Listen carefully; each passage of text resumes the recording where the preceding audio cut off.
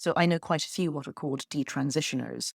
These are people who went some way down the pathway to medical transition to try to look like members of the opposite sex, and then regretted it and tried to turn back. But of course, you can't turn everything back. Most of them never went back to tell their doctors. So their doctors have no idea that they did this harm to people. And the reason they don't go back to their doctors is A, it's just not going to help. It can't be undone. And B, they regard these doctors as people who did them very grave harm and they don't want to see them again. I think what detransitioners need varies from person to person. Some of us are struggling with infertility, some with body image, some with feeling like we need to be deprogrammed after being part of activist groups. Some of these needs are being met, some are not. I've heard anecdotes of reconstructive surgeries being difficult to be funded by the same insurance companies that happily covered their transition. It can be difficult to get non-ideological support from professionals, especially the ones who referred you through transition in the first place. Most broadly, detransitioners need people, especially those involved in gender medicine, to be willing to listen. We need people to consider our perspective. If you were me and you knew there was a way to prevent something traumatic that happened to you from happening to someone else, wouldn't you advocate for that? A lot of our advocacy is based around ideas that we have for what other people should do, how parents should respond to gender dysphoria, how doctors should treat it, what safeguarding measures should be put into place. We also talk a lot about whether we believe we've been wronged by activists or health professionals. I personally believe that exploratory style therapy would have helped me to dig down into the roots of why I was so uncomfortable as a girl, as later as a young woman. I also believe that I was failed because I wasn't screened for developmental disabilities. Knowing that I was on the autism spectrum might have helped me to reframe my experience growing up as a weird girl. So, my advice to someone considering detransition is to go easy on yourself. A lot of us go through the 5 stages of grief. It's not easy, and we all process differently.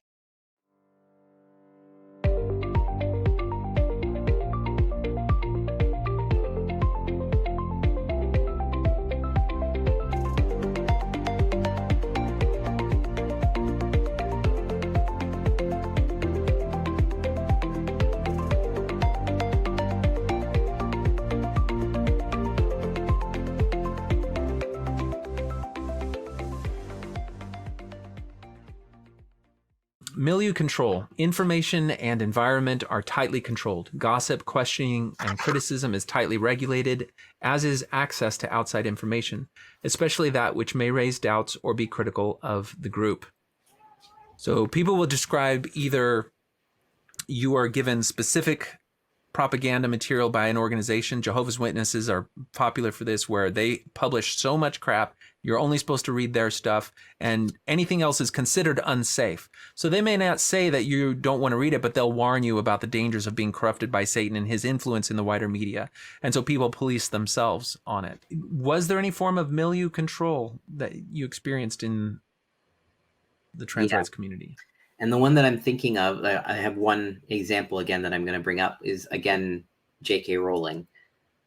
And this is just an example from how I experienced it. A lot of people will respond to the accusations that she was being transphobic by asking, what did she say specifically that was transphobic?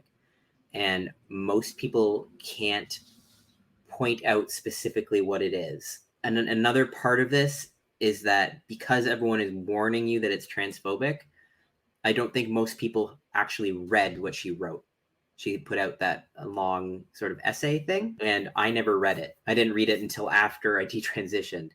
But I had no problem talking about how terrible she was and like posting all of these articles. It was basically I let other people read the material for me and then tell me how I was supposed to think about it and how I was supposed to interpret it. And that happened a lot.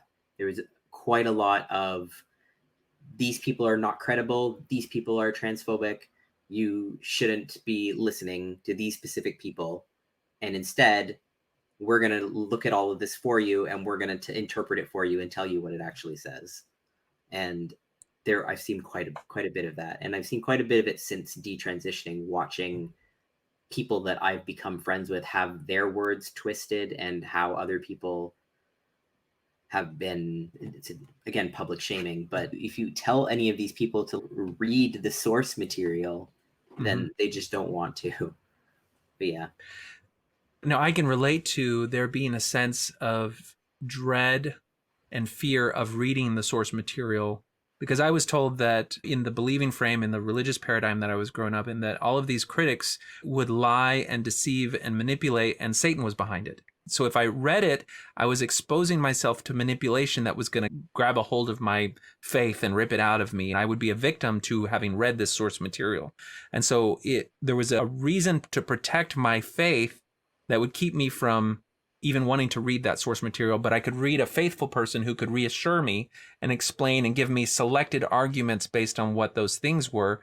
And so when I heard criticisms of Joseph Smith's polygamy, I would just only hear the easy to defend or distorted criticisms from the faithful. I wouldn't actually go and see what actually happened. And that shielded me from it. But I was happy to do that because there was this fear about being deceived that I have. Other people have described that they did have doubts, and they were afraid that if they gave any space to read the source material, that it might grow those doubts. But there was so much that they only saw as good in the community, they didn't want to lose their faith or lose their belief and have all the problems that they saw other people have with it. Any of these things or part of your experience? Yeah, they were. For whatever reason, I'm still thinking about J.K. Rowling, but I'm thinking of people did like whole video essays about why whatever she said was wrong, but they still can't quote her. They still can't quote her directly and say this is exactly what was wrong. They can only just be like, here's a video, educate yourself, sort of thing. Is any of that from the idea that if you quote her words directly, you're platforming hate? Or is that just a kind of one of those excuses that's tossed out to justify why you don't need to quote it? I'm not sure why they don't necessarily go straight to the material, besides some kind of fear that they might be wrong if they actually read it. When you were talking about the hesitance to read any of the source material, it reminded me of that same week that I detransitioned. I read a really long essay about all of the cult-like aspects in trans rights activism. So that very same week. And it did feel like I was reading something that was forbidden. So I remember you discussing that in one of your other interviews. Do you remember the name of that document? Yep, it's newthoughtcrime.com. And it's written by, I think she's a desisted woman, so she didn't medically transition, but identified as trans for a while. And then as she came out, she wrote that, and it's written from some of a feminist perspective. So it might not be like universally applicable to every single person that reads it. But at any rate, she was pointing out all of these dynamics that I had definitely seen over and over, but never had either the words to talk about it or the ability to say, actually, this was abusive and it should have never happened in the first place. But yeah. All right. So Milieu Control, in terms of both restricting people's access to information as well as casting a spell of fear and doubt about any outside information, how strong did this play a role? Severe. Okay. Confession. The individual surrenders to leaders through confession, which reduces privacy and boundaries. Successful purification can grant temporary relief from guilt, which increases trust and dedication. Members are motivated to obey to avoid confession. Confessed sins may be weaponized against members who doubt or stray. Yeah, I think within trans activism, I think it's very similar to just social justice activism in general, where if you say the wrong thing or do the wrong thing, you're expected to publicly apologize, that form of confession, and talk about how you're going to do better in the future, that kind of thing. Do any of those apologies or those public confessions, we've seen them used against outsiders. So some government official or some celebrity will make some clumsily worded statement that trips over some tenet of the ideology. They'll get called out as a transphobe or a bigot, and then they'll have to walk back their statement, apologize, and then commit to educate themselves so that they can be better in the future. Her comments on transgender people have her on the hot seat tonight. KCCI's Chris Gothner tells us why some are now asking a state Democratic Party leader to step down. The controversy stems from a Facebook post by Democratic State Central Committee member Tisha Dumkrager. It linked to an article about tampon and pad maker Always removing the female Venus symbol from its packaging to be inclusive of transgender customers. Dumkrager remarked in part, "How much more must natural-born males take from women? And trans women have no right taking that away from us naturally born women." She's now facing calls to resign, including from the group Progressive Voices of Iowa. LGBTQ group One Iowa stopped short of that Wednesday, saying that's up to the party, but it did call her comments transphobic. Dumkrager apologized Wednesday, posting in part, "It was not my intention to hurt others." She says she hopes this becomes a teachable moment. Does that actually absolve them, or how does that play out in the community? Is there real forgiveness in those situations? See, that's a good question because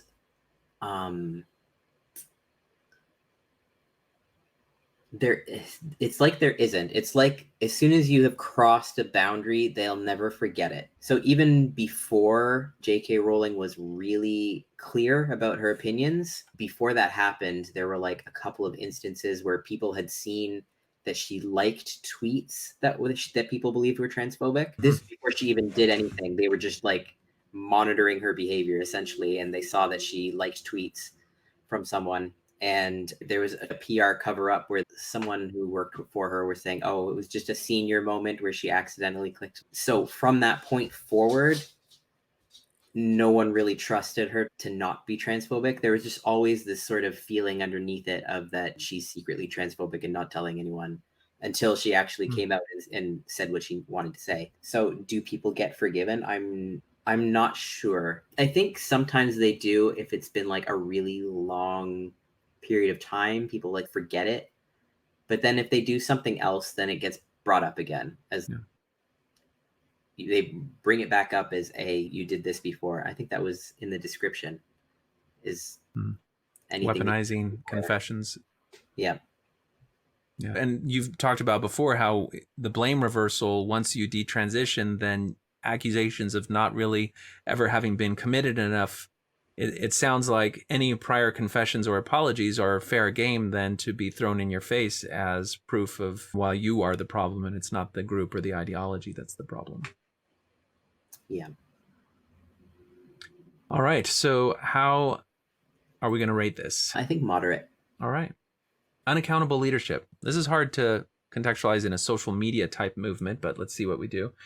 Dealings of leadership are kept secret from members. Institutional financial records, private teachings, relevant business and social relationships of the leaders are hidden from the view of the members. Critics of this secrecy are demonized.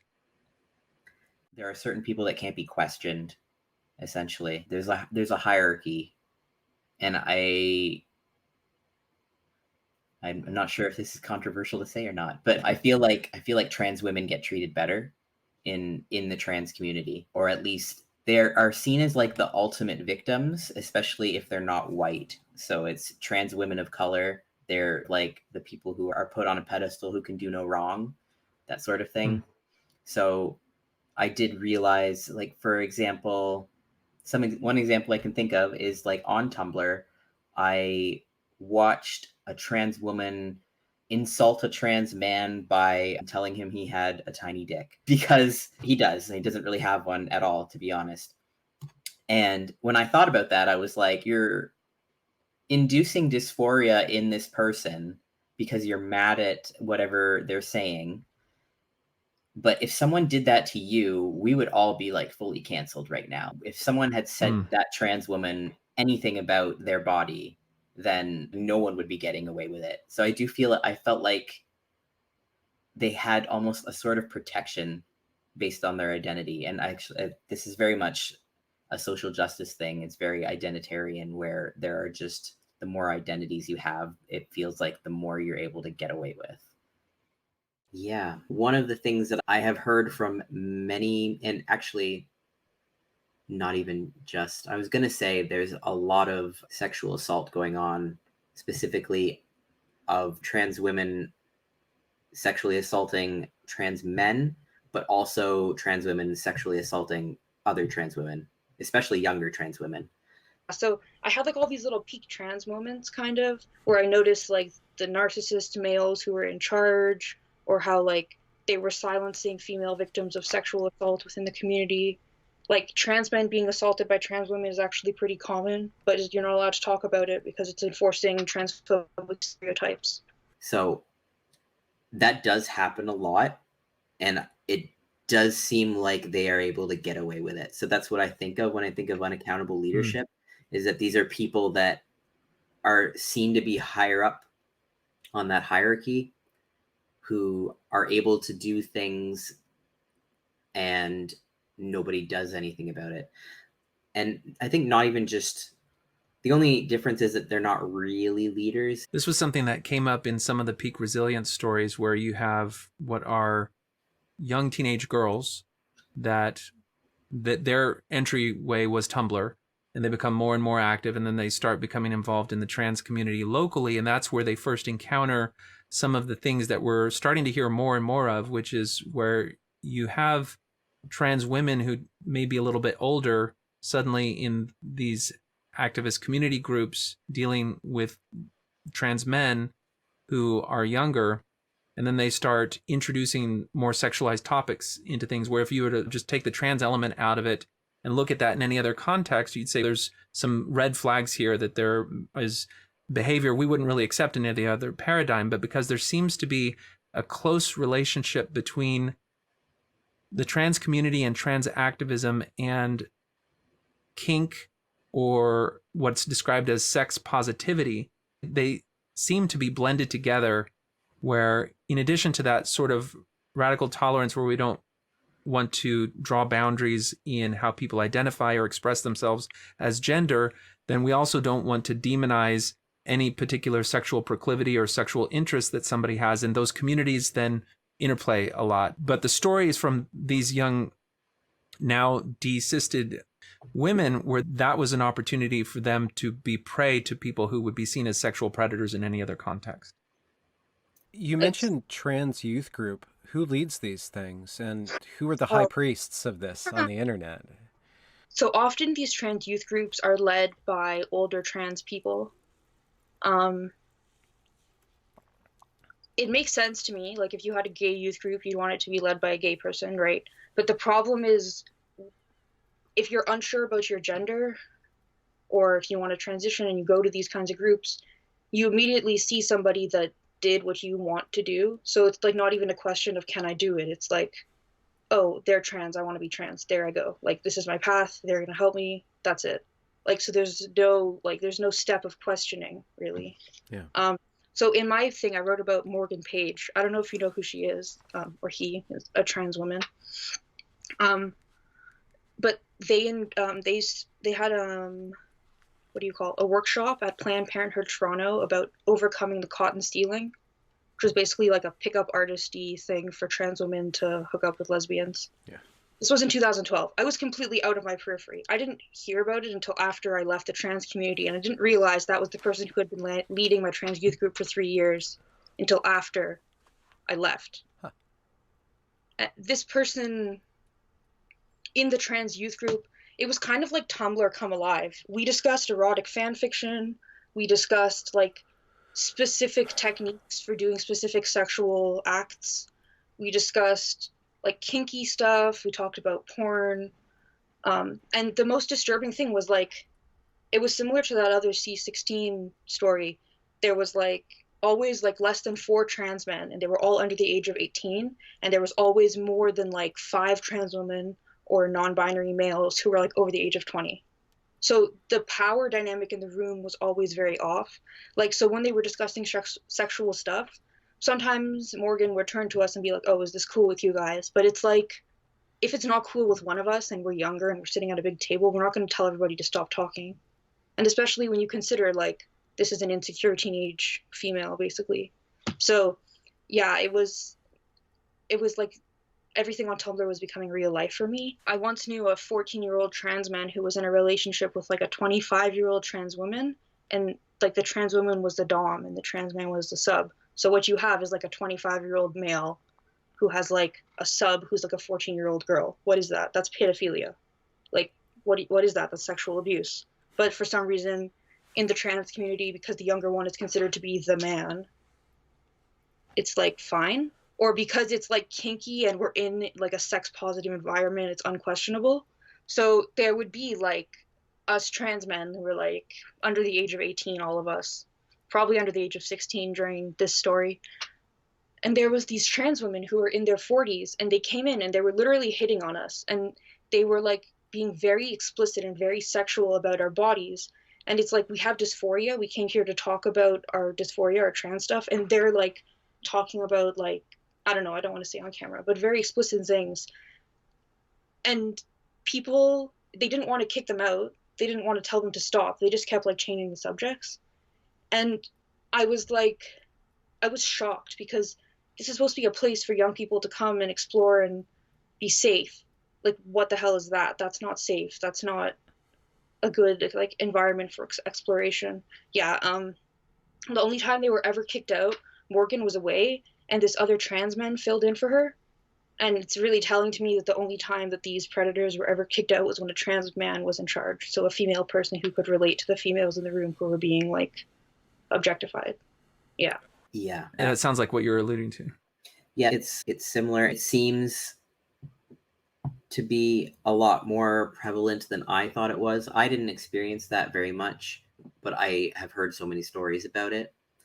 What I have heard, though, is not even just related to sexual things or sexuality, but there are a lot of, within the community, a lot of people become not unaccountable, but like, for whatever reason, they don't need to go through an accountability process because they've come out as trans. So maybe this is something slightly different, but basically people frequently using their identities to create new personas for themselves, and therefore they never have to take responsibility for any of the bad things they did before. So people who might have either sexually assaulted someone before, or they were a bad influence in the community before, they can suddenly rehabilitate themselves just by coming out as trans or non-binary.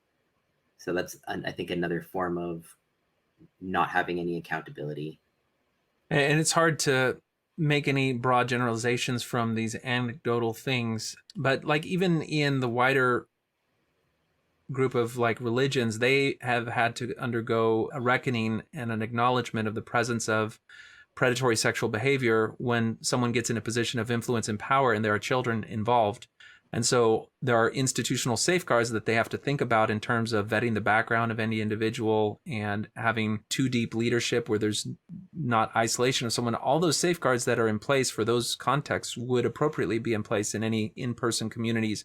And there's that danger of the online communities where people may still engage in what is being called grooming behaviors or sexual predation. So that's certainly something that could fall under the unaccountable leadership, but that may be something we just don't know the scope of. Anything else in terms of unaccountable leadership that pops into your mind? I don't think so. I think that's it. The thing that occurs to me, some of the leaders that may arise just by necessity on this issue may be researchers who do and publish research that then justifies the claims of the group and the ideology. And we already talked about how this process of clinical medicine has the potential of being distorted because of how powerful these forces are, which means that the conclusions may not be relied upon. If the researchers themselves have this ideology, then they are in a position of leadership where they can add to the body of established medical literature that may be distorted by the ideology itself, is not an impartial assessment of things. And to the extent that they hide or exclude their data or misrepresent data, that's a potential source for unaccountable leadership. We'd like to think that the scientific process of academic journals and peer review would root those things out, but we're learning that entire journals themselves may be captured by the ideology, and things like the hoax papers point to that there may be a problem in that self-checking mechanism in certain journals. I see that as a potential form of unaccountable leadership, but it's hard to quantify how much an individual's experience was affected by that. I think that's a bigger picture thing. As we see the ideology like putting itself more into more institutions, I see that as well. Like if even the government is saying that transition is life-saving, then how do we hold the government accountable for that? Yeah, and it's funny studying history where you see where are other cases where politics and ideology inserted themselves into science and medicine and agriculture. And there's this phenomenon called Lysenkoism that's called Lysenkoism because of this guy named Lysenko in Russia after their revolution, where he took the ideology of Leninism and communism and shaped his scientific study of agriculture around it. And it caused him to make all sorts of bad recommendations for how they should manage their crops, which led to widespread starvation and death. This is Trofim Lysenko. Following Stalin's failed efforts to collectivize agricultural production, causing between 7 and 14 million people to starve to death, the geneticist Lysenko claimed he had the answers to mass-produce crops to make it work. Lysenko threw out the established science of the West, dismissing it because it allowed too much of a role to individual actors, contrary to the focus of communist ideology. Lysenko told Soviet leadership exactly what they wanted to hear, and as a former peasant and member of the Communist Party, he was exactly who they wanted to hear it from. But no matter how much the Soviets wanted Lysenko's pseudoscience to be true, it wasn't. Famines caused by instituting Lysenko's theories killed tens of millions of people across the Soviet Union and Maoist China. But the thing was, if anyone disagreed with him or dissented from him, then they would get removed from their position or outright killed because you could not go against the ideology. After gaining the personal support of Stalin, scientists critical of Lysenko were purged and imprisoned as Lysenkoism became state-sanctioned doctrine. So the precedent of Lysenkoism, knowing that we can have politics and ideology interfere with our mechanisms of science and our truth-telling institutions, should be caution that we need to be alert for when ideology is interfering with science and medicine here in the West. As academia and medical research have become politicized, high-quality research casting doubt on affirmation has been suppressed, and low-quality research in its favour gets fast-tracked to publication.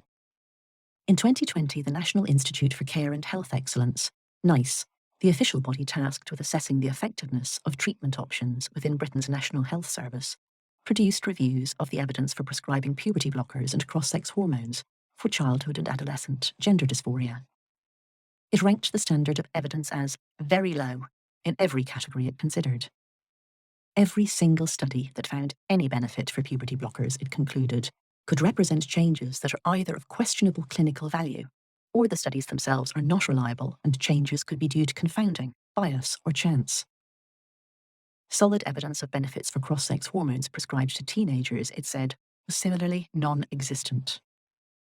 One paper published in January 2020 in Pediatrics, a high-impact journal, claims that puberty blockers make it less likely that a person will consider suicide. But an analysis by Michael Biggs of Oxford University published a few months later in Archives of Sexual Behaviour, the journal edited by Ken Zucker, shows that it is catastrophically flawed. The analysis is based on data extracted from a low-quality, non-representative online survey.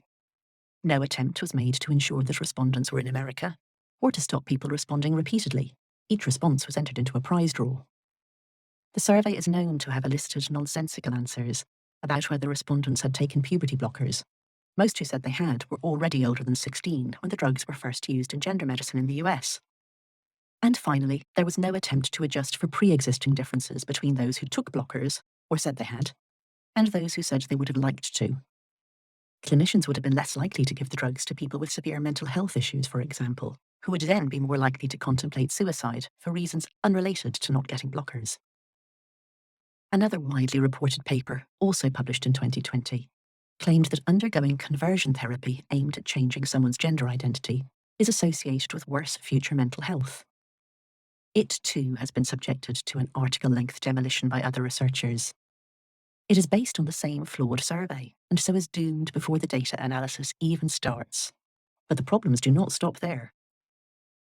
The paper conflates all sorts of therapeutic interactions: voluntary and coerced, those with diagnostic and therapeutic aims, those where the primary purpose is related to gender identity, and those where it is not. anyone who had detransitioned was excluded, a serious omission, since such people are among those most likely to have been harmed by gender affirmation. The survey provided no information on respondents' initial state of mental health, making it plausible that those who remembered more interactions with therapists were the ones who had worse mental health to begin with. And finally, the main result, that people who reported more interactions also reported worse mental health, is based on a measure of perceptions of distress, which is by no means the same thing. Despite the lack of evidence, the American Academy of Pediatrics, AAP, claims that gender affirmation is the only ethical treatment for gender dysphoric children. Its position paper was written by an activist-led subcommittee and is so far from evidence-based that a paper debunking it point by point ran in the Journal of Sex and Marital Therapy in 2019. In order to ensure that the AAP could not later claim ignorance of his critique, the author, James Cantor, a Canadian sexologist, mailed it to the heads of the organization's main committees. He received 3 confirmations of receipt, but no responses. I largely wrote that paper to be used when someone brings a court case, he says. That was why I wrote it the way I did, down to referring to specific sentences to make it easy to cite. The misrepresentations are egregious. Remarkably, not only did the AAP statement fail to include any of the actual outcomes literature on such cases, but it also misrepresented the contents of its citations, which repeatedly said the very opposite of what the AAP attributed to them, Cantor writes. For example, the AAP statement says that conversion therapy for children has proven not only unsuccessful, but also deleterious. But the sources it cites refer to sexual orientation, not gender identity, and therapy for adults, not children. The AAP told neither the truth nor the whole truth, he concludes, committing sins both of commission and of omission, asserting claims easily falsified by anyone caring to do any fact-checking at all. The lack of decent research and misrepresentation of findings mean gender affirmation cannot even be described as a risky experiment on children, since experiment implies someone, somewhere, is tracking outcomes and comparing them with other options. But what can be said with some certainty is that it is not so much a treatment for gender dysphoria as a means to ensure that cross-sex identification persists. That must be acknowledged when the costs and benefits are totted up. And I fear that things like rapid onset gender dysphoria and how that was treated are red flags of that. Ideology twisting scholarship with dangerous consequences is a phenomenon hardly limited to the Soviet Union. It's happening here, right now, in America. Yep. Okay, so unaccountable leadership. Intense. All right. Deception, lies, omissions, front activities, cover-up flaws or unusual aspects of the groups, doctrine, leadership, and history. Some deceptions will be revealed later when a member is ready. What do you think? I'm not sure. I'm just going through. What do you think about the parents who are going to school boards and saying that I've learned from my child that the teacher is talking to them about gender, but then also telling them that if they want to go by a different name or a different gender, that the teacher will not tell the parent, and that secrets will be kept at school so that the parents can't interfere with the child's true expression of their self. Do the parents of a first grade girl have a right to know if teachers and administrators at her school are encouraging her to believe that she's really a boy trapped in a girl's body? This seems like a simple question with an obvious answer. The answer is yes. Yes, of course, the parents of a minor should at the very least know if their kid's school is influencing them toward making such a life-altering choice. The Madison Metropolitan School District, a taxpayer-funded and government-run public education system, decided in 2018 that students of any age could take on a transgender identity with the school's assistance, and without parents' knowledge or consent. The district's policy requires that all teachers not only affirm any gender identity a child of any age requests, but actively conceal it from parents. Madison's policy even directs teachers to keep parents in the dark by using their child's birth name and pronouns whenever the parents are nearby. Think about that. If 7-year-old Lily decides that she is really Luther, her teachers must call her Luther, except when Lily's parents come in for a parent-teacher conference or school activity. It should go without saying that parents should never be lied to about what is going on with their own children. But all this took a distant second place to Madison Public School District's stated goal: to disrupt the gender binary. In May 2019, one of the schools in the district held an assembly where kindergartners through fifth graders were made to watch a video of one of their teachers. In the video, the teacher read a book that says things like, "Are you a boy or a girl? How can you be both? Some days I am both. Some days I am neither. Most days, I am everything in between." Then came the big reveal. The teacher, 6 and 7-year-olds were told, now identifies as the opposite sex. Under the school policy, disrupting the gender binary also means leaving it up to teachers and minor children whether or not the parents deserve to be included in developing a gender support plan. And to keep parents as in the dark as possible, the policy instructed teachers to file the plan in their own confidential records, not in student records, which parents have a legal right to see. Would that fall under deception? Is that something that you think is part of the community, or are these lone wolf activists? I think it is part of the community, because it's that same feeling that anyone who isn't trans isn't going to get it. So they're acting from that feeling like they're protecting the child. Obviously, I don't think that they're protecting the child. I think that they're interfering with the family relation by lying and keeping that from parents. But does that require a teacher to do that? I think I've heard a couple of other detransitioners say that part of the Tumblr discourse was advising people that they were going to have to lie to their family and hide that they were going down that pathway for a period of time. Yeah. And actually, as I brought up before, a lot of people are encouraged to lie to their professionals as well. And you can also argue that transition itself is a form of deception. Just the entire thing, living in the opposite sex role, is a form of deception. And I think that it will always be seen as a form of deception to some degree. No one really thinks that it is deception. I think maybe they do subconsciously, but someone like, for me, living as a trans man, I didn't think I was deceiving anyone. But in reality, I was still a female person who is perceived as a man. So it is a form of deception. But in my head, it wasn't me deceiving people. It was me like living my truth. Depending on what level of analysis you want to give to it, I think if people start from a position of objective reality and use that to root their definitions in, then they would see the claim that trans women are women or trans men are men is a lie from a foundational perspective of the beliefs. And so that lie then serves as the pillar upon which everything else is built. And so they would say that there's deception at the root of it. Certainly it depends on how you want to conceptualize and frame that. And so people would understandably have different ways of seeing that.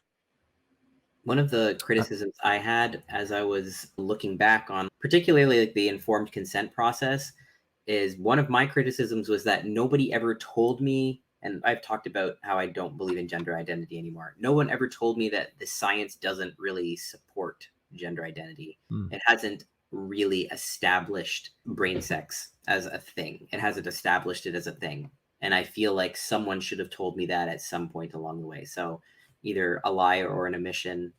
I think that was one of the bigger ones for me, is that should have been really clear.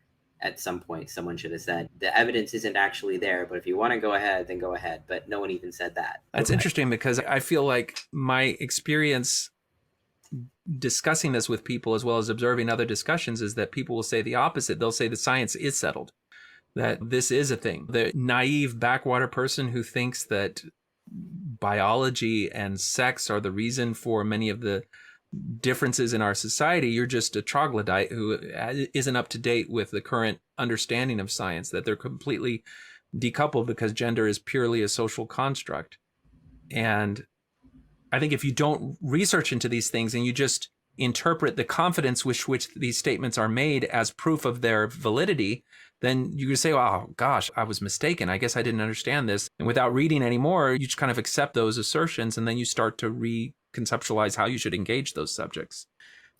Yeah. And I think that counts as one of the lies, is people saying that the science is settled. over and over, or even saying that there's a baseline standard of care for transgender health, because there isn't. There's the WPATH standards, and they're not backed by like a systematic review. So they're not very good standards by an objective measure. They're not very high quality. They're not backed by really robust scientific evidence. So. And I think it feels like there's a battle being waged on that front, because there's evidence that may justify all of these things, but how strong is that evidence? Is that evidence based on randomized, double-blinded, controlled studies, which are a strong form of evidence, or are they based on anecdotal or meta-analyses, which are considered weaker forms of evidence? And so not all recommendations are the same. But you don't have to go through that level of analysis if you're an activist trying to put somebody in their place. You simply throw a bunch of links at them and say, see, there's proof. And the thing is, it's hard even for a trained physician to go through that stuff and understand whether or not some of those recommendations may be ideologically driven or not. And certainly just because something comes from a medical authority establishment does not mean that it may not have been affected by ideology. And that's what we're trying to tease out. Yeah. All right. So deception, how strong a footprint does it leave on the trans community and on your experience? I think it's severe. Okay. Sacred science, the ideology and or the leader have the one and only truth. Members should only seek answers in group teachings. Doctrinal logic is airtight. Leaders are above criticism, and those who question or criticize are immoral. Yep.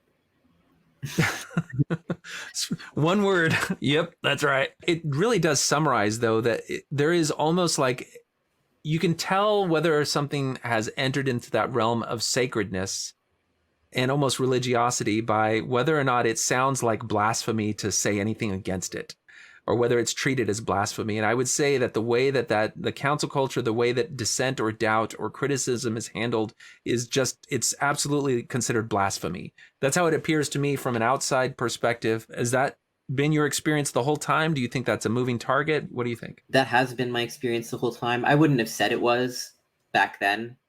Like, I wouldn't have compared it to blasphemy, but that is what I call it now. It's what I called, when I had a sort of kind of conversation with a friend who was not agreeing with me, and it was a kind of intense sort of conversation.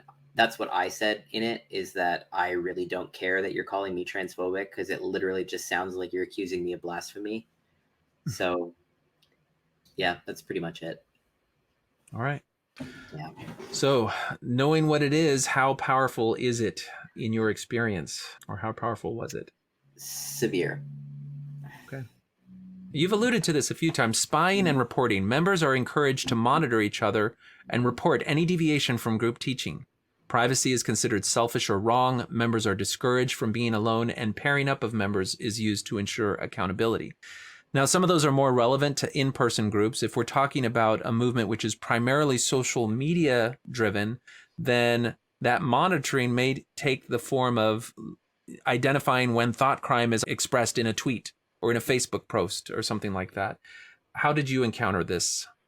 Or did you? It was more like, as I mentioned before, people were like monitoring J.K. Rowling's tweets and like monitoring her likes specifically, which is, you have to go outside of just her regular Twitter page and go to her likes to actually do that. So they're going out of their way to do it. But also, one of the big ones, I think, and in social justice as like a whole, is people monitoring who you follow.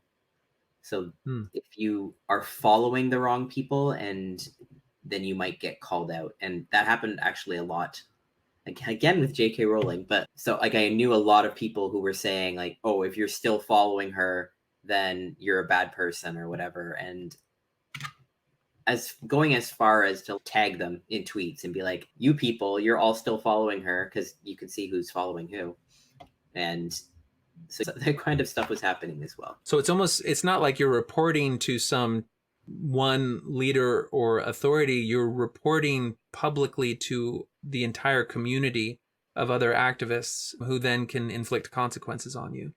And again, that report then triggers that cycle of shame that the group can inflict on the individual. Yeah. how did that affect the way that you navigated the online world? I know when I started learning about detransitioners and their stories, I wanted to follow more and more of them.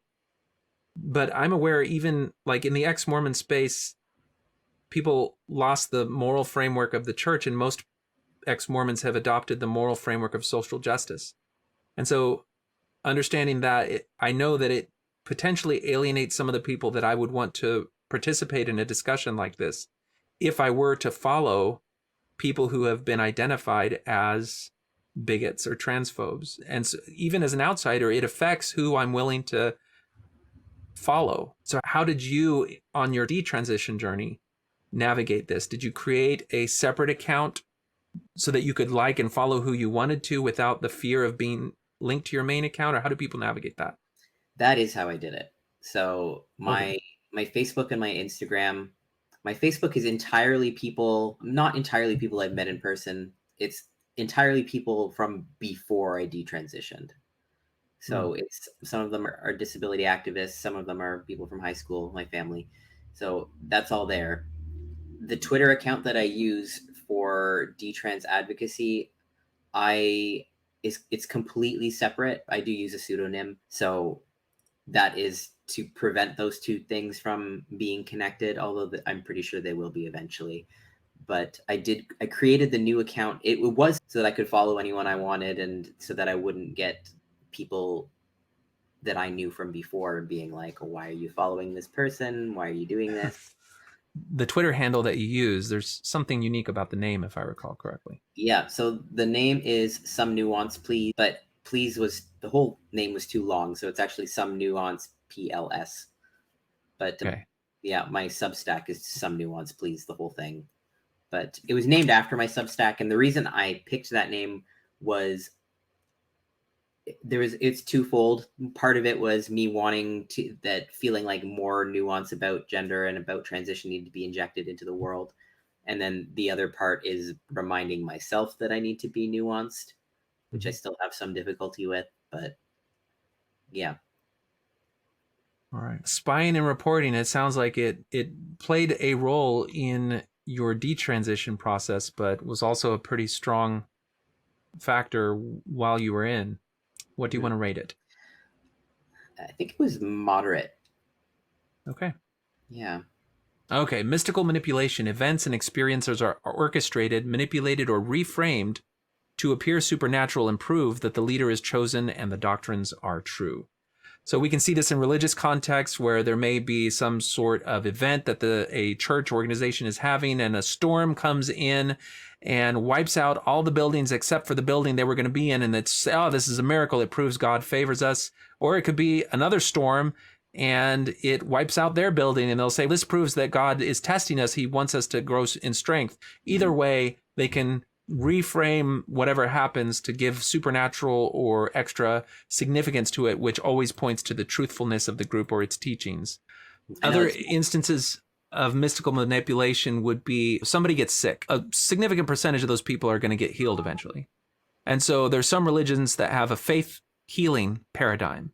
And so what they'll do is someone will come in, they'll lay hands on them, they'll say a prayer, and then if the person is healed, then they'll attribute it to the power of the supernatural claims. But if the person is not healed, then some other narrative will be said. They weren't really faithful enough, or they held secret doubts in their heart, and this is where that blame reversal thing happens. Or even they could say it's actually fulfilling God's higher purpose for you to get sick or to die. So either way, the group wins. But that is a form of mystical manipulation where you're attributing meaning to something that happens that may not be related to it at all. And on one sense, I kind of want to, is that what's going on, where instead of faith-based healing, we have medical and surgical interventions for which we do not have as strong evidence of their efficacy as we would other more conventional diseases and their therapies. And so if we apply hormone and surgical therapy to someone and they have a good response, then we can say, see, it's all true.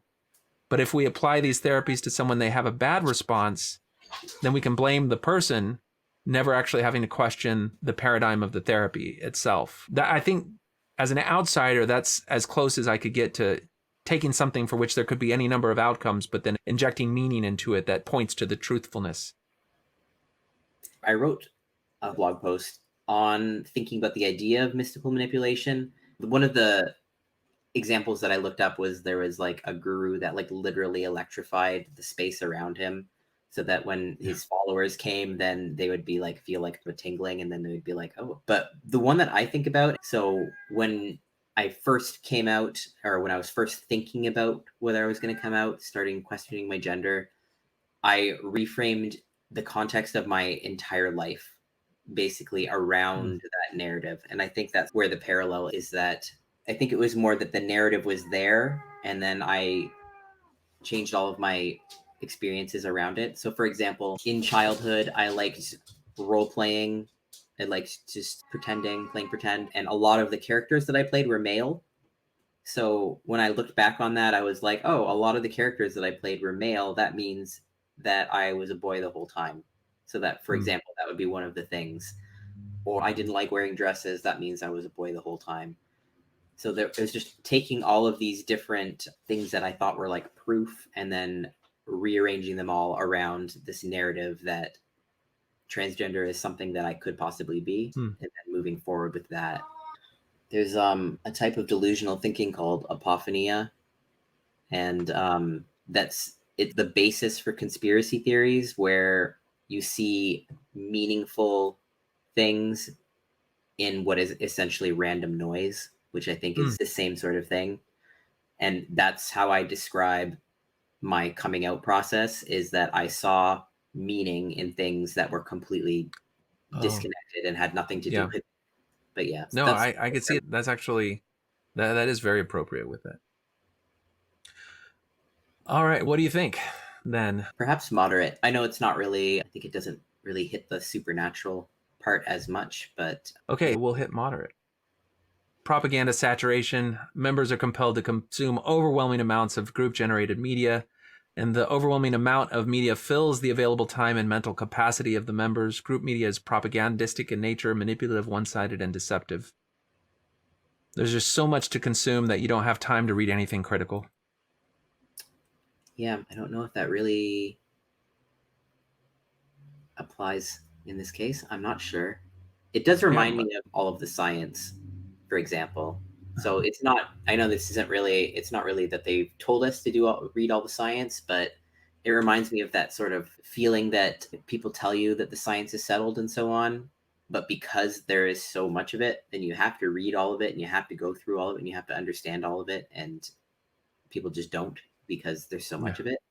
So it reminds me of that, but at the same time, that's not really propaganda. Well, you just fall back on trust the experts, which sometimes it's hard to distinguish between trust the activists.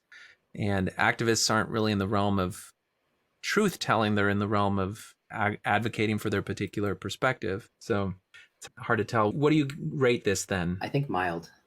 All right. Black and white thinking. Broad spectrums of thought and morality become reduced to two options: good versus evil, love versus hate, weak versus strong, humble versus proud, etc.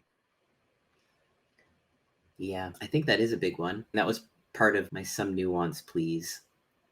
It did feel like a lot of it was black and white. A lot of it was very much good and bad. The reason I'm hesitating a little bit is because there were often people saying things like that I brought up before, there's no one way to be trans, and that they very often pushed like this spectrum of expression that you could somewhere fall on. You could fall on anywhere on this spectrum of expression. So it's not really black and white. It's really that there's all these shades of gray that you could fall into. But the thinking itself and the ideology, there's very much right way to think and a wrong way to think. So in that sense, it was very black and white. Even in the plea, some nuance pleas where it's like any variation from the white way of thinking is considered bad, but that's the nuance that you're asking for.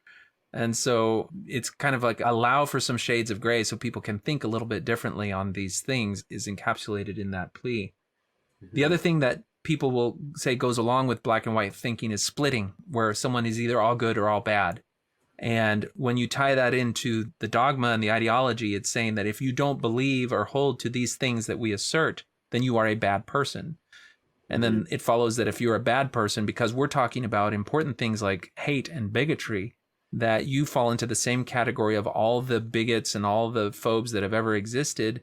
And since they've done all these terrible things in the past, we are now justified in doing terrible things to you to prevent you from ushering in a new era of hate and bigotry. And it just polarizes and divides people. Yes, and that's something I experienced in like the conversation I had with a friend where we had known each other for more than 10 years. And for whatever happened is I detransitioned, I changed my mind. And when I changed my mind, I stopped being a person with so many shades of gray who has all of these other opinions and past experiences and so on, and just became one completely bad person and not worth even hearing out, basically. So, what do you think? Black and white thinking. Severe. All right. Totalism. The group and or its teaching has relevance to every realm of life. Every facet of life should be seen through the lens of the group. All other systems are wrong or inadequate. It is pretty totalistic, especially because it's literally taking over society right now. Yeah. And it starts from the perspective of society is arbitrarily constructed, and the way that it's traditionally been constructive is oppressive. And so we've got to deconstruct and reform it in a way that is not. It's saying that all of our institutions are wrong and have been wrong. The media has fomented bigotry in the past. The government and its laws have enabled bigotry and hatred in the past. Churches, families, all of these things have. So we've got to tear down all of those different institutions and through revolution, build up something that fits our vision of how things should be. So it requires this totalistic view of the way that the world should work. Yeah, it does. How does that rhetoric show up on the pages of Tumblr? It's so interesting that you mentioned Tumblr, because that seems to be the entry point for so many people is Tumblr. And I wonder if 5 years from now, we're going to hear that TikTok is perhaps the entry point for people more than Tumblr, just because of how media has changed. How did we see totalism on Tumblr? It was probably more people thinking of ideas and how they would put them into practice in person. If it's just people coming up with ideas of how to integrate being transgender into society. I don't know, thinking about ideas for third spaces for bathrooms, or whether, obviously, not everybody wants third spaces. Some people just think that everyone should either just be in the men's or the women's room. It feels like there's a project to identify anything that could be interpreted as cis heteronormative and conforming to the binary, and problematizing it, calling it out, and transforming it. And so there was a period of time where if a book came out, if a movie came out, if some statement was made, if there was anything wrong with it, then it would be called out, and then an apology would be demanded, or there'd have to be some sort of change. And we saw that manifest by unisex bathrooms in some instances. When that was identified, we're starting to see it where in children's television programming, if people could say in the past there hasn't been representation of non-binary people, we now have to insert those characters into children's programming or into movies and television shows. And all of this is responding to in the past where people have called out these things as problems. And I feel like there's a totalist element of that, in that there's no realm of society that's free from that. There's no realm where you can say, you know, what we have to say, what we believe doesn't really affect that. And we don't need to mess with that. And people are free to be or do however they want in that. It has to exist everywhere. And if it doesn't, that's room for you to move your activism into that realm. And actually, now that I'm thinking about it, then the type of thing that you would see on Tumblr, it would be more like catchphrases like trans liberation now and stuff like that. And what they mean by that is really it being something that's part of all of society, that's been integrated into all of society. That's what liberation would be. It'd be like unconditional acceptance of whatever the trans movement wanted at that time. And it's interesting because just knowing about your story and the way that this is affecting so many other people, if it really was just something about you could choose to identify and live in society in a particular way, and society can accommodate that, and that's the only element, then it's an easier thing to conceptualize. But when it involves making irreversible decisions in young people that they may change or evolve on, and it's done in the setting where there's all these social pressures that tend to lead them into a particular pathway through the methods of undue influence that may go through medicine and surgery, then the stakes are just so much higher and the consequences are so much more real. That kind of justifies wanting to say we need to be very careful about how widely and widespread we implement all of this. I agree. Yeah. Okay, so how do we want to rate the concept of totalism? It's severe. Actually, one of the things I was thinking about is how earlier I was saying that I think when we were talking about time control, I was talking about how even in detransition, I feel like transition still takes up all of my life, or the ideology still takes up all of my life. And even when I try and disconnect from it, it's in everything. It's in books, it's in the TV shows. It's if I go to the library, the librarian is wearing pronoun pins. Just it's literally everywhere in every part of the world at this time. So yeah, that really does reinforce this idea that it is very totalistic. Yeah. So severe. All right. Okay, this one I think is particularly relevant. Transformed identity. Members shed their old identities and assume a new identity bound to the group, framed as a rebirth or metamorphosis to a higher or more desirable state of being. New names may be given or assumed, and the prior identity and associations are vilified. But that grieving process of Boy Dylan was a real thing that my family is still going through very much. And it's weird for me because now I'm feel so successful. I feel so happy. Like I'm like, wait, speed up from the funeral, babe. Like, let's leave that party and come over to this one because this one's a lot more fun. It does seem really obvious, but yeah. And in terms of the old identities being vilified, the way that people switch to referring to their birth names as dead names, and that idea that the old version of them is dead and that they've been reborn into a new one. Is that how it's framed? Is that a more recent conception of it, or is that how it's always been? Dead names? I think that's been around for the whole time I was in the trans community. I'm pretty sure dead name was the thing. And it's actually also like a verb. If you dead name someone, it means you're using their wrong name, their old name. Did you go right along with this when you were in the thick of it? And that's how you framed it? If somebody called you a past name or prior name, then that's how you would see it? I would see it as like a form of them not recognizing who I am. I don't know if I would like necessarily think of it as them addressing someone who is dead, but like I did refer to my name as a dead name at that time. So yeah. This shows up in coercive groups in a number of different ways. You can have something like the Heaven's Gate, where their old identity is completely abandoned and they take on a new name that has ties to their new leader and the new group. And it serves as a form of disconnection and dissociation from their family of origin and any of their prior ways or modes of being, which that makes them more dependent on the group itself. They were celibates. They were living exclusively for trying to achieve this entrance to heaven, to the next level, and they were given new names. The system that eventually was used by T and Do was to use a single syllable, effectively a first name, and then a shared last name, which always ended in Odie. And Do said that the next level was adopting us into their family. So the family name was ODY. So I became Soyo. Hi, Dave Odie. There's Lodi, Dalek Dodi, there's Vern Odie, Stem Odie, Dave Nodi, and Lodi, Destodi, Zunodi, Golden Odie. And I fear that element of disconnection is part of what's happening in the trans community when kids take on a new name and it severs that psychological tie to their family of origin, which we've already discussed. There may be abusive families, but I feel like for a significant number of people, that's not the case. In other groups like Mormonism, you're given a secret new name once you achieve a level in the group itself. And that's in Mormonism, once you go to the temple, part of the initial ceremony that you go involves giving you a secret name, which is held as sacred.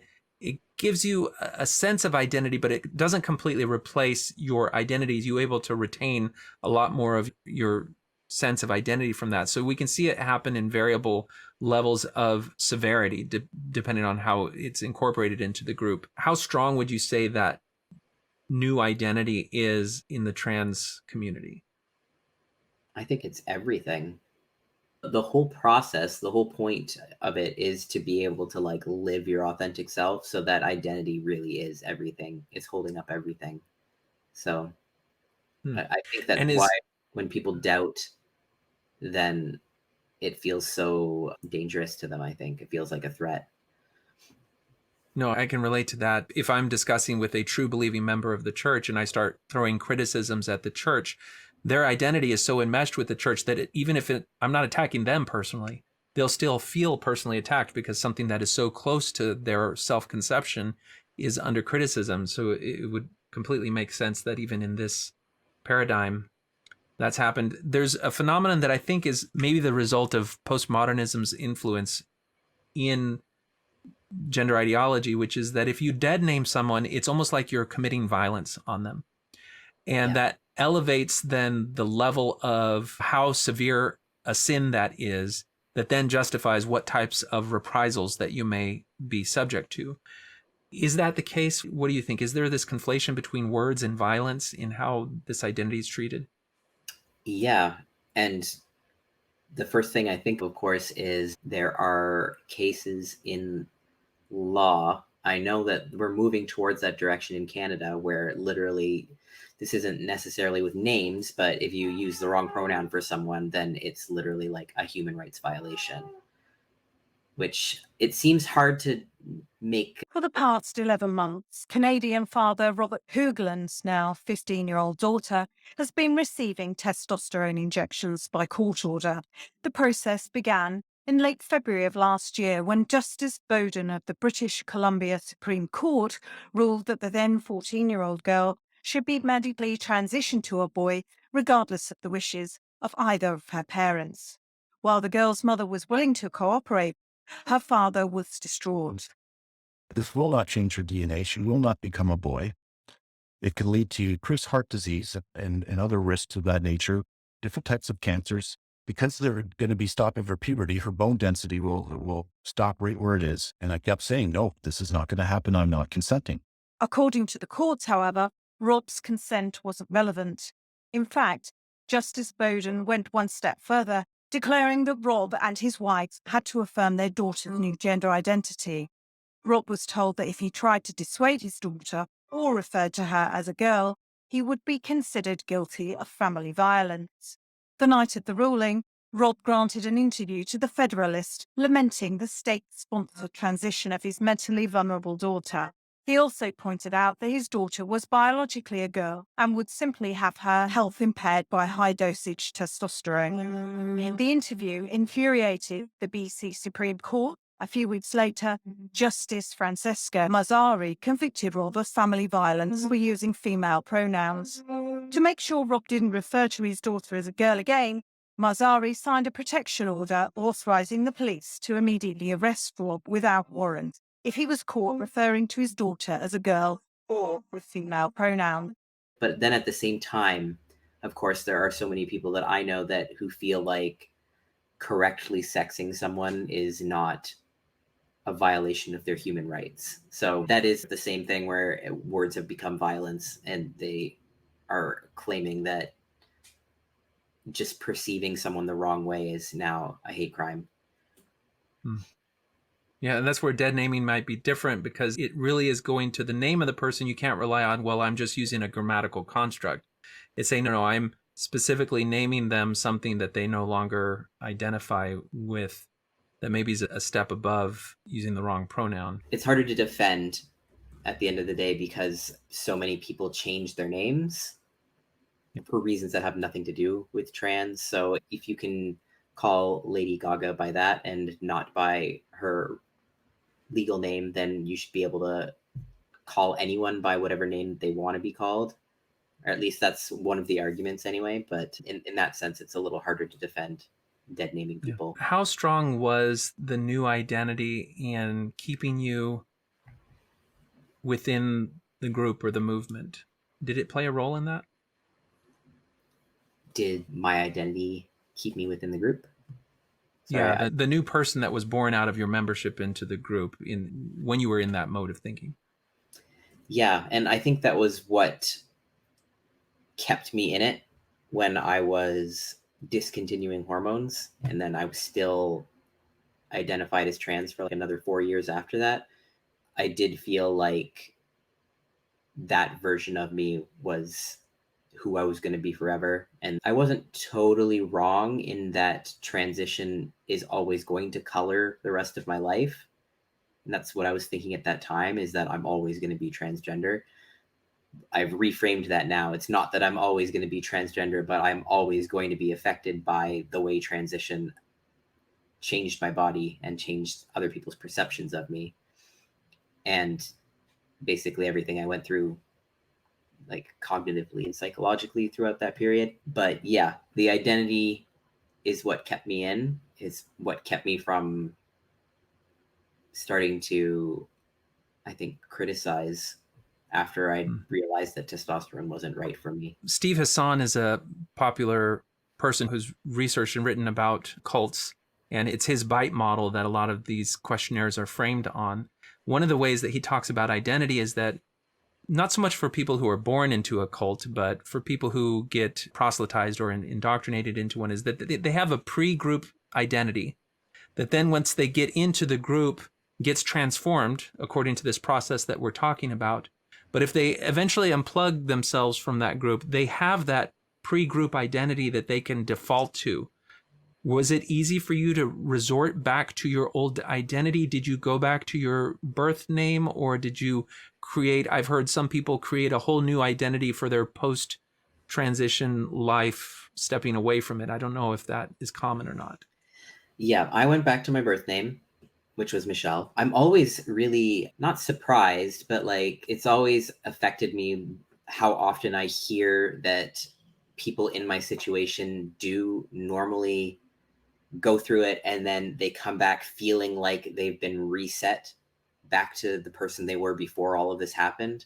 And because I've heard that from so many detransitioners where they're like, I woke up and now I'm 18 years old again when I started hormones, and now I'm going to have to resume developing from that period of time. So for me, like I was a 21-year-old woman, and now I feel like I'm a 21-year-old woman again, even though I'm not. And I've got another dozen years of experience under my belt. But yeah, I went on a tangent because I hear that from so many detransitioners as well, where they feel like they're resuming from their old identity. How easy was it for you to re-inhabit that old identity? Did it feel like it was something that had followed you the whole time and you were still there and you just were able to allow it to come forward? Or was it like putting on an old suit? In like the days after I decided to detransition, I did feel different, and I felt like there was a part of me that was dormant that just came back up and took over again.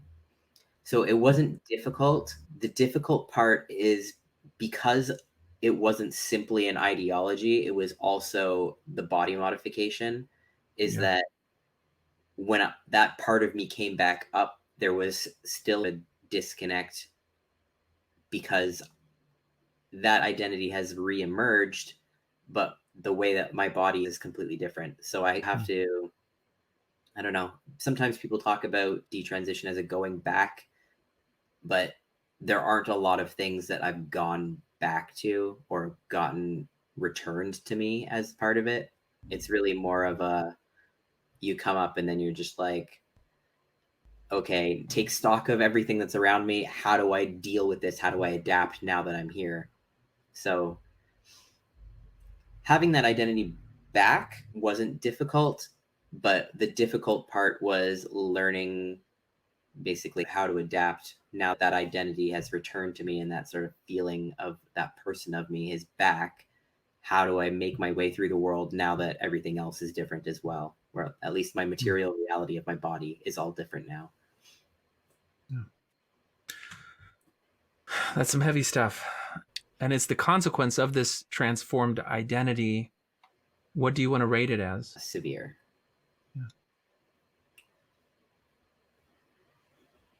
Doctrine over self. The individual is subordinate to the group, leader, and teachings. When personal desires, goals, and values conflict with group values, they become selfish or immoral, or they're considered selfish or immoral. So basically, if your own internal thoughts, if your own conscience conflict with what you know the right way to think is according to the group and its dogma, there's pressure for you internally, even if not externally, for you to conform your mind to the group's expectations because they are always considered to be right, whereas your own thoughts may be flawed. Yeah, we've gone through a lot of similar sort of aspects so far, but I mean, it is present for sure. One of the things you've mentioned in the past where you would have something considered internalized transphobia if you ever had any thoughts that contradicted what the claims of the movement were, well, then they could just say that you're just hating on yourself because you've internalized some of the messaging that are anti-trans from society around you, and it's just part of your unconscious bias that's showing up. And I think that would be one way to have the group reinforce this notion of doctrine over self, where the doctrine and the ideas of the group are more true even than your own innate sense of yourself in that regard. Exactly. It's interesting, though, because everything is so focused on identity and your own description of your identity, then it almost seems like there's a notion of self that's at the corner of all of this, but it's a notion of self that can only be expressed in the right way, in the way that is prescribed by the group. And I think that makes it harder for people who may feel an impulse towards some more conventional ways of being. But I guess that's hard to do. Even with the past thing about identity, there's this idea of identity foreclosure, where if you're a therapist and you're working with kids and young adults, you're not supposed to really get them to settle on an identity that is so solid and fixed that it prevents them from reinventing themselves if they feel like that's the right thing for them at any particular given time. And because this is so focused on identity and self-described identity, then once young kids get into this way of being, then they start to see themselves as defined by their membership in this community and what that means for them as non-binary or as trans. That's who they are. They now have centered their identity in that aspect of their lives. And it then becomes foreclosed on, where they don't allow themselves the freedom to consider and experiment with different ways of being, which is a normal phenomenon. You know, I grew up in the 80s and people would go through phases of goth or of roper or skater or the band kid or the cheerleader. Like, there were different identities that people would have that would just be part of experimenting with who they were, but none of them carried irreversible consequences. It was just something that people went through. Now that we have these irreversible consequences, it's harder to step back and allow the kids to go through that process like we used to be able to, I guess. And that's really the main problem with affirming identities, is that you're basically, that's what you're doing. You're foreclosing it. Yeah. All right. So this notion of doctrine over self, where the doctrine guides your decisions more than your own internal voice. What do you think? Intense. Okay. Yep. Now this one, totalist reframing. Situations, question, thoughts, or feelings are reinterpreted in ways that suit the goals of the organization. This is used to continually prove the ideology correct, to squelch doubts, and to silence outsiders. Yes. One that I think about, and it's specifically about reframing. So when I first came out, or when I was first thinking about whether I was going to come out, starting questioning my gender, I reframed the context of my entire life basically around that narrative. And I think that's where the parallel is, that I don't know if people were necessarily encouraging me to do that. I think it was more that the narrative was there, and then I changed all of my experiences around it. So for example, in childhood, I liked role playing. I liked just playing pretend. And a lot of the characters that I played were male. So when I looked back on that, I was like, oh, a lot of the characters that I played were male. That means that I was a boy the whole time. So that, for example, that would be one of the things. Or I didn't like wearing dresses. That means I was a boy the whole time. So it was just taking all of these different things that I thought were like proof and then rearranging them all around this narrative that transgender is something that I could possibly be, and then moving forward with that. Yeah. Did you see Totalist Reframing show up in any other ways? As I saw that description right now, I'm reminded of, so the Tavistock has their GIDS department, Gender Identity Development Service, I think is what it is, which was announced that they're going to close it by next spring. And the reasoning was that the people who are looking into it didn't feel like it was a safe environment for the children. They didn't feel like the care was holistic enough. They didn't feel like they were being followed up. The data wasn't being taken. And it was this one place, I think it's in London, and it was just the one place where everyone is being sent to. It was like one centralized thing. And when I think about this, the reframing, I think about how when that information came out, everyone that is in the same network as me was celebrating, feeling like, oh, they're finally listening to us. They're trying to reform things. And the way that the activists took it was they took it like things were not being reformed. They're just being made more barrier free and better for them. So it was like they didn't really read. Hillary Cass is doing an independent review. So it's called the Cass Review. And she released like the interim review where all of these things are laid out, all of her concerns. And they didn't read that, and they only read that the centralized clinic is being shut down and it's being changed into multiple regional clinics. And so they were like, oh, we're just trying to get rid of the waiting list. They're making it easier for people to transition, essentially. And so that's what I think of when I think of that reframing. It's always a win for them somehow. Yep. And I've seen that with other things. I've seen that with court cases where it wasn't clear. They would win on some things, but lose on other things. And then both of our sides would be yelling at each other, being like, we won. No, we won. So, yeah. And that serves to bolster the faith of the faithful. And if they never go and read and try to get their own perspective on it, then that narrative fuels further activism. So what do you think? Totalist reframing? I think that's severe. Okay. All right. So the next one is emotion over intellect. Emotion is emphasized as the preferred decision-making tool. The value of using reason is downplayed. Doctrines are frequently taught in emotional contexts, such as through stories told in tearful or gentle tones. What do you think? I think a lot of the trans community is focused around feelings over facts. And it was a lot of like my decision to transition was, I am really naturally a very logical person. And so I tried to work through it in a logical sense. But in a lot of my journal entries, I found a lot of sentences where I was basically saying, but this feels right, so I'm going to do this anyway. And that is a lot of what is emphasized when people are trying to decide whether to transition on like forums and so on. Most of the answers that they will get have more to do with people telling you to trust your gut or go with what you think feels right, rather than trying to look at it through any sort of like logical process. And people would say that's consistent with how the idea is centered, where it really is in self-expression and how you feel that determines your identity. So then it would make sense of that. People focusing on epistemology would say that in line with that postmodern way, looking at all of these things only through the objective lens of rationality and facts is going to leave people on the margins, and you've got to pay attention to those things. And that's why we allow this emotion over intellect to take place, because this is in the realm of social interactivity, not in the realm of hard science. But on the other side, then they want to have the hard science back them up and say the science is settled. So it's a double standard.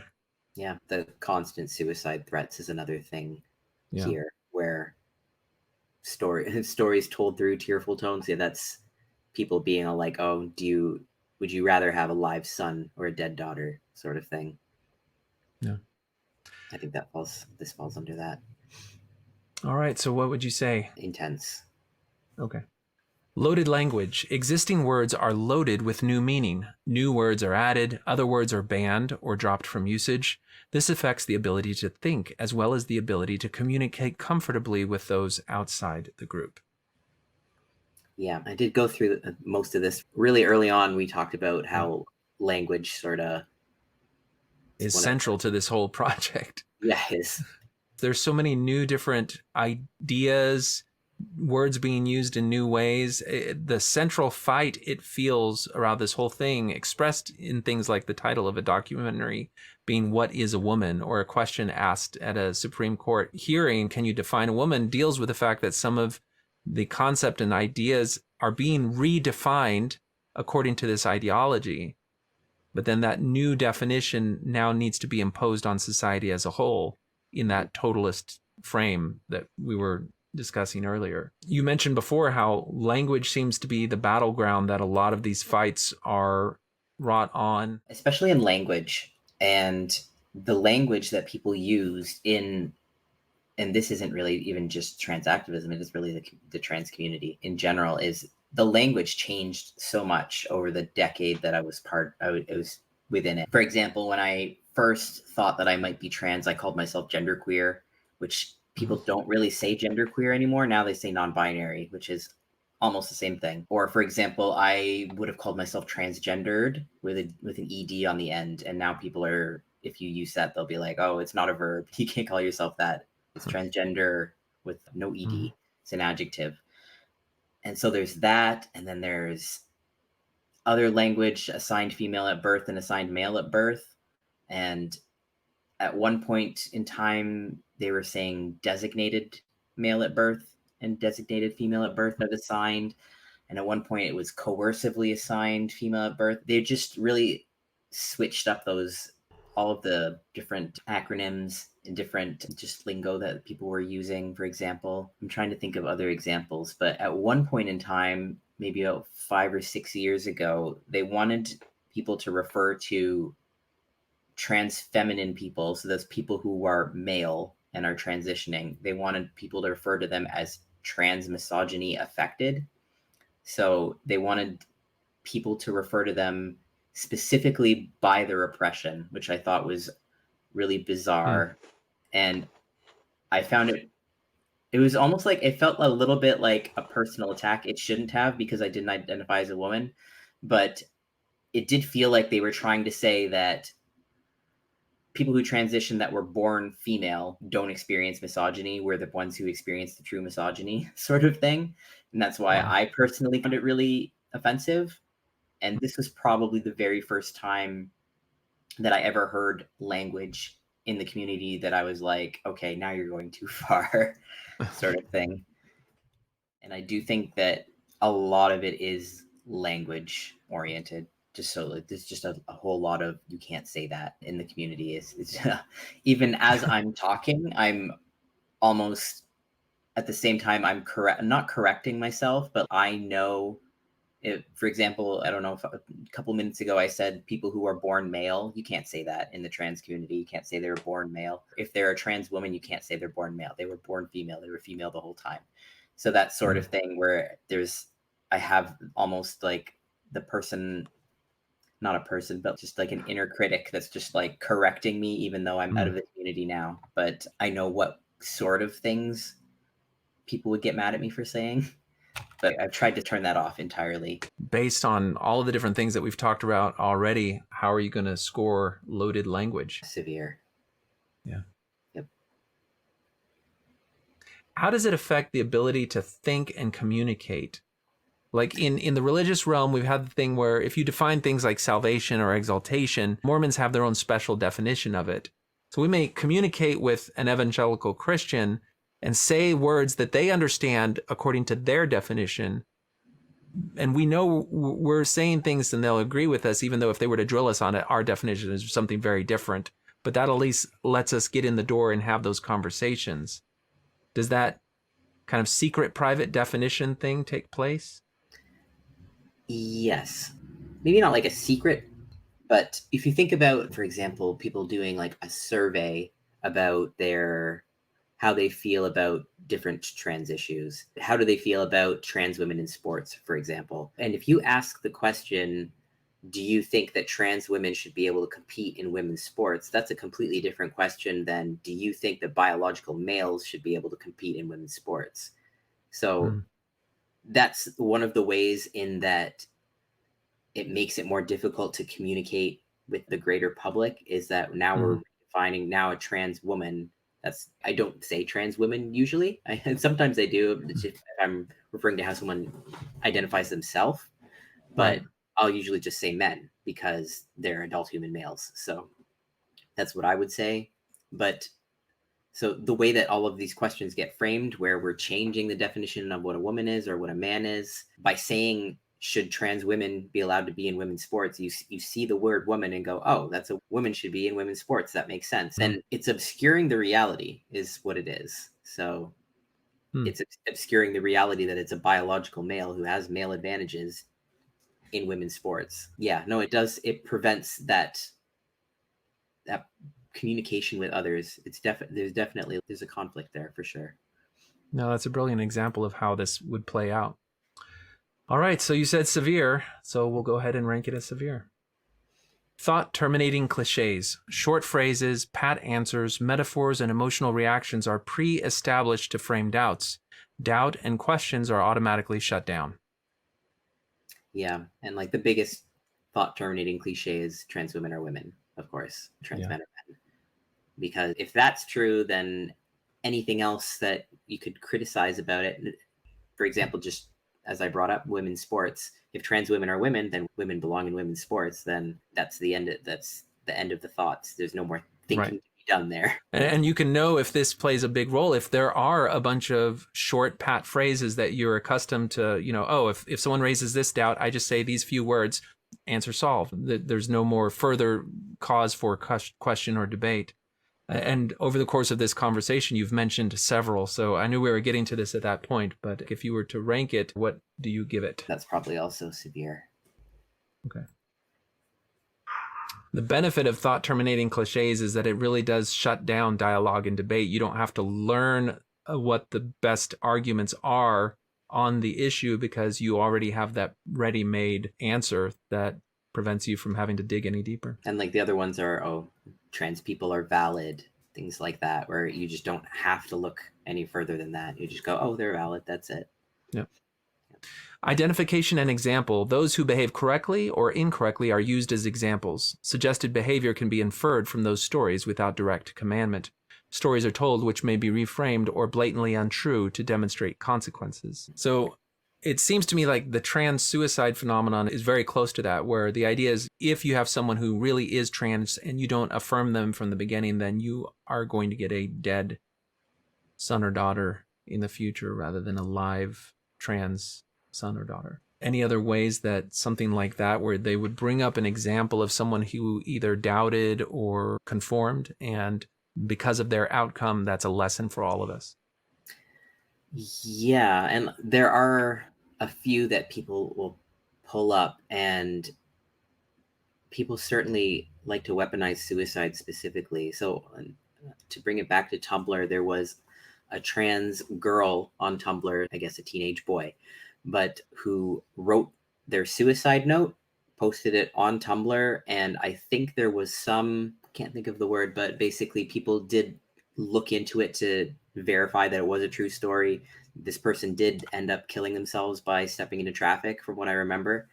And that story got brought up a lot because what they wrote in the letter had to do with feeling marginalized for being trans, and basically putting out this plea that trans people should be listened to and hopefully that things get better. And people really used that one story over and over as this example of, if things don't get better, this is what's going to happen to all of our youth. So that story then shuts down any conversation, any nuance, any dialogue in the future. Okay, how would you rate it? I'll say probably moderate. But yeah, I'm trying to think of, I think the way that people do public shaming as well, that also ties in to people being made examples of. All right. Us versus them thinking. Outsiders, ex-members, and critics are dehumanized, labeled as evil, apostate, vicious, hateful, prideful, blinded, deceived, etc. A persecution complex may exist whereby reasonable criticism is reframed as an attack. This is similar to that no honorable exit, but this also includes anyone who never actually joined, anyone who's not on the in-group. Yeah, it's the process by which anyone who criticizes transition gets labeled a TERF, basically. Yeah, that's a great example of it. Yeah, I'm not sure there's much more to say than that. You mentioned TERF. For people unfamiliar with it, is what people in the trans community call, I guess, feminists who believe that biological males should be excluded from women's spaces regardless of their self-identity, but that they're considered hateful bigots from the perspective of the gender ideology. Is that right? Yeah, but it has become like a catch-all term. So it stands for trans exclusionary radical feminist, but you don't have to be a radical feminist for someone to call you a TERF. They'll just do it anyway. It's really just like it's almost become synonymous with transphobe. It feels like it doesn't really have a meaning anymore, but TERFs are abusive bullies. The movement itself weeds out good, inspiring, amazing feminists who really want to do the work of ending misogyny. So what's left in the TERF movement are people, frankly, who get off on being abusive bullies. Period.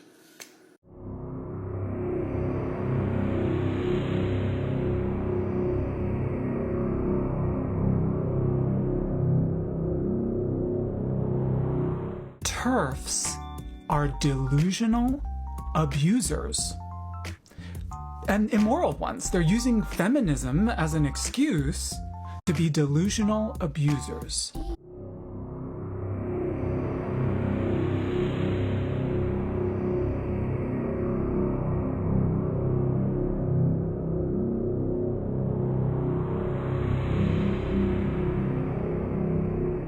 So I don't think I need to dwell on the reasons that TERFdom is the political equivalent to radioactive 6-day-old backwash. Fuck you! Fuck you, you fucking white cracker! Fuck you, you ugly piece of shit! You look like you got your teeth knocked out, you fucking fascist! Nobody knows who you are and nobody cares, and you will die alone! You will die alone and you will burn in hell! He hates women, he hates children, he hates trans people, he hates queer people!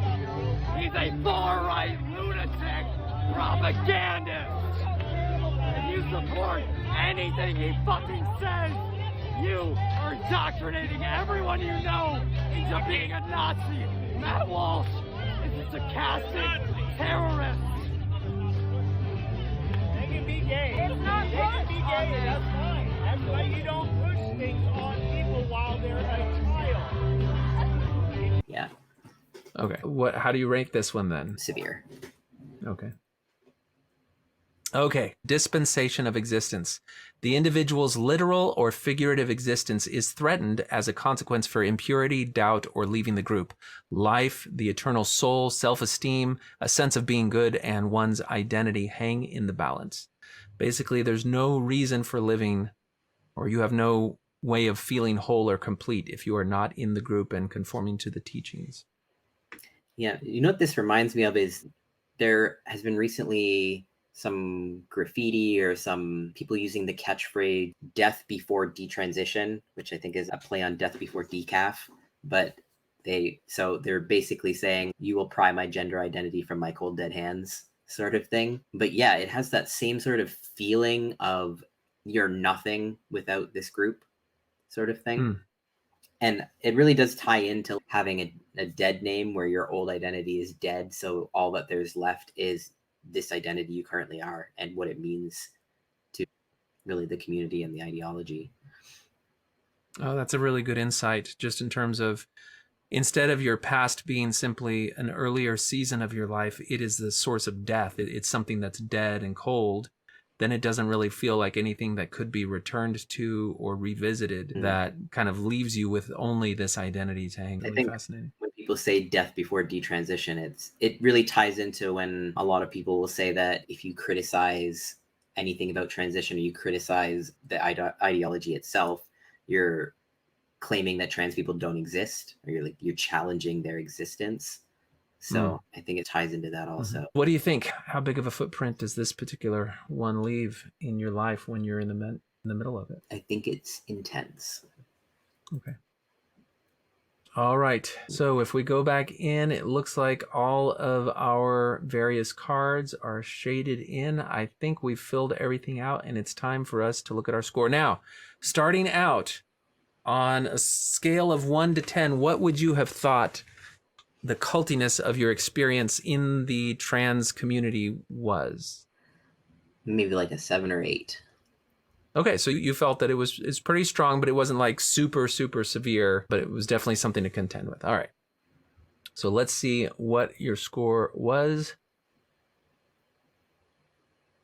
All right. So out of 80 different factors, 80 different points in all, you got 60.5 points, which accounts for 76%. So your assessment was pretty spot on, between 7 and 8 on a scale of 1 to 10.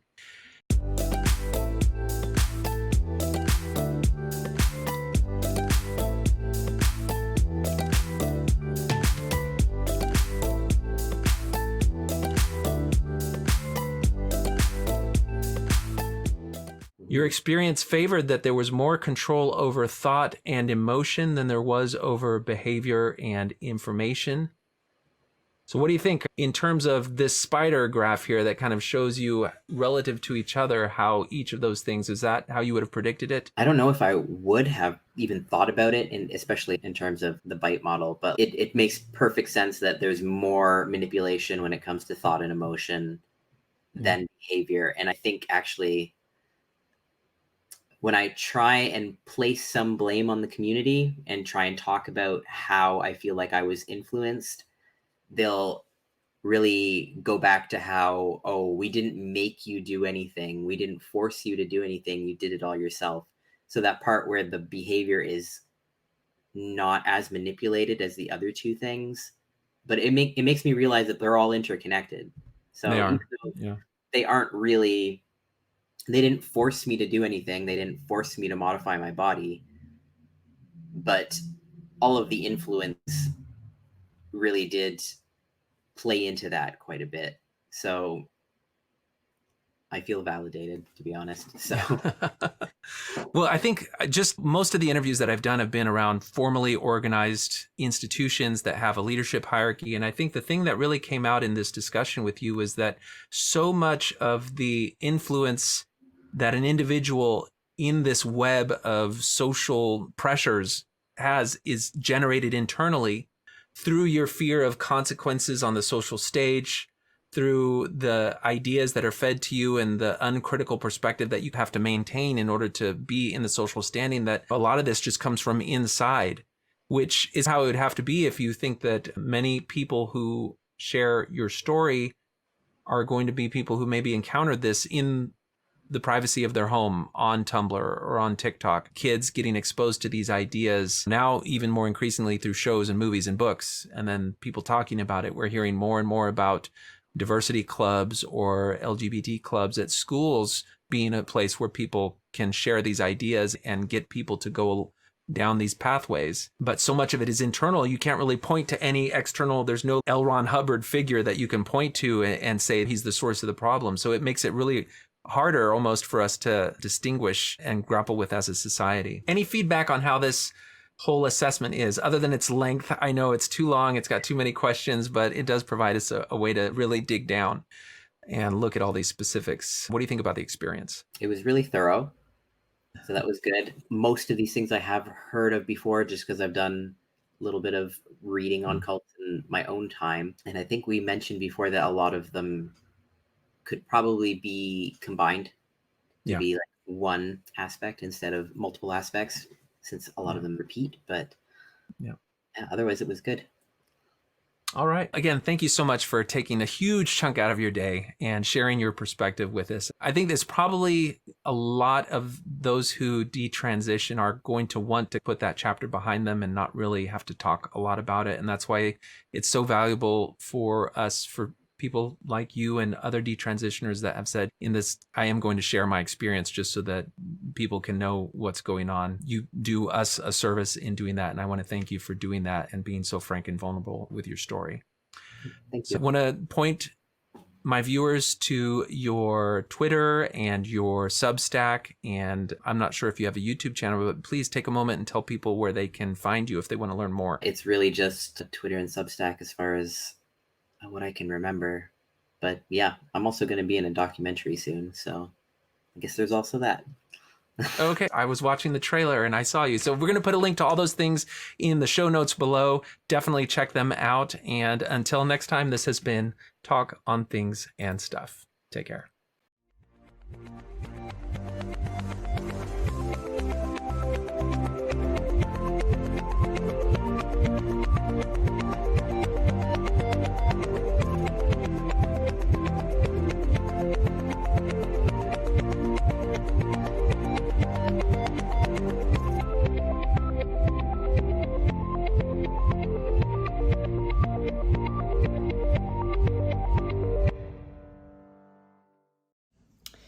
Yeah, you're all brainwashed. All of us are brainwashed. Everybody who is struggling with gender dysphoria is brainwashed by, I don't know, what is this, transgender ideology? Is that what it's called? This is why I see a lot of adults, successful adults, smart, highly intelligent, very well-rounded individuals who decide to go into transition because they just been so brainwashed to drop thousands and thousands of dollars on their gender transition, to risk losing their families and their loved ones, and risk so much more because they've been brainwashed and they just completely lost their way. Yeah, that's right. Everybody's brainwashed. I mean, just think about it for a second. How stupid is that?